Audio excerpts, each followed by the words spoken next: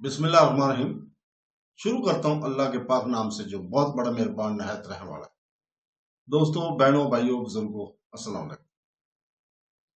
آج ہم قرآن پاک سے شفا اور واقعات پر مبنی اسلامی معلوماتی ویڈیو کی 65ویں قسط پیش کر رہے ہیں۔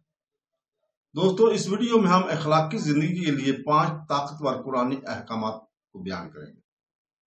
اسلامی تعلیمات اخلاقیات اور ذاتی طرز عمل پر بہت زور دیتی ہے، جو نہ صرف ایک مومن کے اللہ کے ساتھ تعلق بلکہ دوسروں کے ساتھ ان کے طرز عمل کو بھی تشکیل دیتی ہے۔ قرآن پاک اخلاقی رویے کے لیے ایک جامع فریم ورک فراہم کرتا ہے جو مسلمانوں کو اپنی روزمرہ کی زندگی میں عاجزی، ہمدردی، دیانتداری اور نظم و ضبط کو مجسم کرنے کی ترغیب دیتا ہے۔ سورہ نساء باب نمبر 4 کی متعدد آیات اخلاقی زندگی کی رہنمائی کرنے والے ضروری اصولوں کا خاکہ پیش کرتی ہیں۔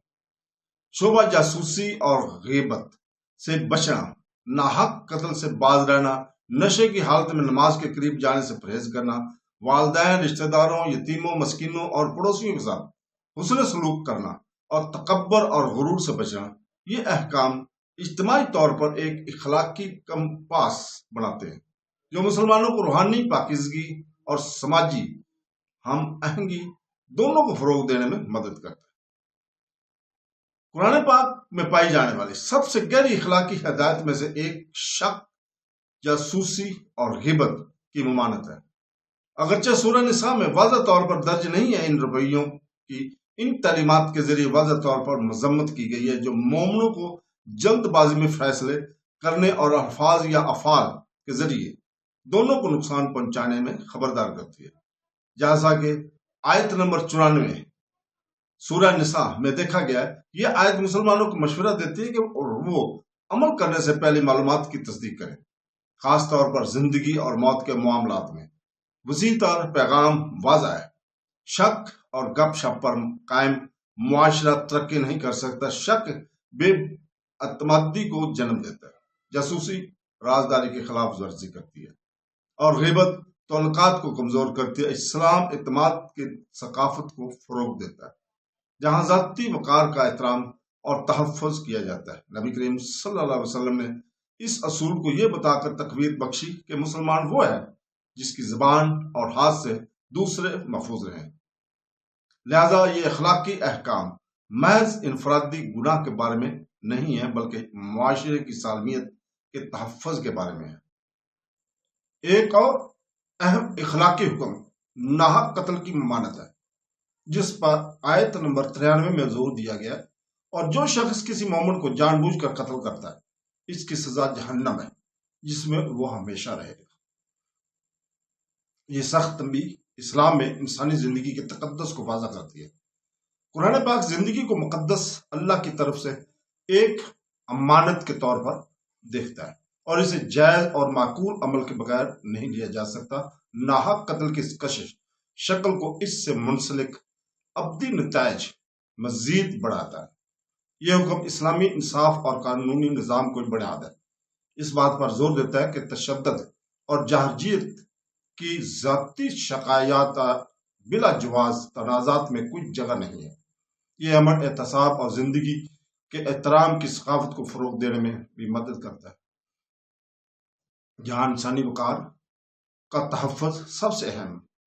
آیت نمبر 43 سورہ نساء کی ذاتی نظم و ضبط سے متعلق ایک مخصوص حکم کو متعارف کراتی ہے، جس میں درج ہے اللہ تعالیٰ فرماتا ہے، جس کا ترجمہ ہے: نشے کی حالت میں نماز کے قریب نہ جاؤ جب تک کہ تم یہ نہ جان لو کہ تم کیا کہہ رہے ہو۔ یہ آیت قرآنی طریقہ کی عکاسی کرتی ہے جس سے مومنین کو آہستہ آہستہ نشہ سے مکمل پرہیز کی طرف لے جایا جاتا ہے۔ یہ اخلاقی رویے کو روحانی شعور سے جوڑتا ہے۔ صاف ذہن کے ساتھ دعا کے قریب جانا ضروری ہے، کیونکہ دعا صرف ایک رسم نہیں ہے بلکہ اللہ سے گہرے تعلق کا لمحہ ہے۔ نشہ جو فیصلے اور خود آگاہی کو متاثر کرتا ہے، عبادت میں درکار اخلاص اور توجہ سے مطابقت نہیں رکھتا۔ یہ ہدایات ایک یاد دہانی کے طور پر کام کرتے ہیں کہ نماز سے باہر ذاتی طرز عمل کسی کی روحانی حالت کو متاثر کرتا ہے اور یہ کہ جسم اور دماغ دونوں میں پاکیزگی مخلصانہ عبادت کے لیے ضروری ہے، یہ خود پر پابندی اور ذمہ داری کی طرز زندگی کی بنیاد بھی رکھتا ہے۔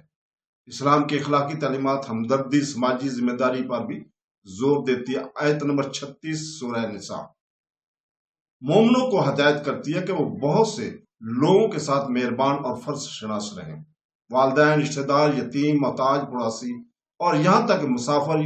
یہ جامع اخلاقی حکم اسلامی اخلاقیات کی دور از نوعیت کو واضح کرتا ہے۔ مہربانی صرف خاندان تک محدود نہیں ہے، بلکہ اس کا دائرہ وسیع تر کمیونٹی تک ہے، بشمول پسماندہ اور کمزور افراد۔ اس طرح اسلام یکجہتی اور دیکھ بھال کے جذبے کو فروغ دیتا ہے، جہاں افراد کو اپنے مفادات سے بالاتر ہو کر اجتماعی فلاح کے لیے کام کرنے کی ترغیب دی جاتی ہے۔ قرآن پاک میں یتیموں اور مسکینوں کا بار بار تذکرہ سماجی انصاف اور ان لوگوں کے حقوق کے لیے الہی فکر کو اجاگر کرتا ہے جو اپنے لیے وکالت نہیں کر سکتے۔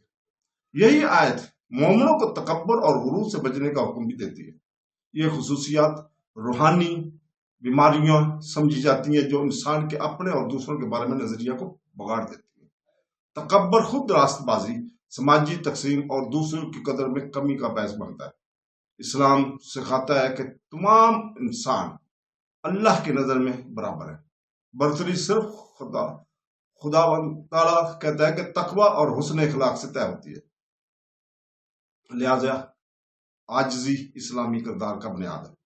نبی کریم محمد صلی اللہ علیہ وسلم اپنی زندگی بھر اس کی مثال دی، معمولی زندگی گزاری اور غریب سے لے کر قبیلی لیڈروں تک ہر ایک کے ساتھ عزت اور وقار کے ساتھ برتاؤ کیا۔ تو دوستو، اخلاقیات اور ذاتی طرز عمل کے بارے میں قرآنی رہنمائی خاص طور پر جیسا کہ سورہ نساء میں پایا جاتا ہے کہ انفرادی اور اجتماعی زندگی کے لیے ایک مضبوط اور متوازن نقطہ نظر فراہم کرتا ہے۔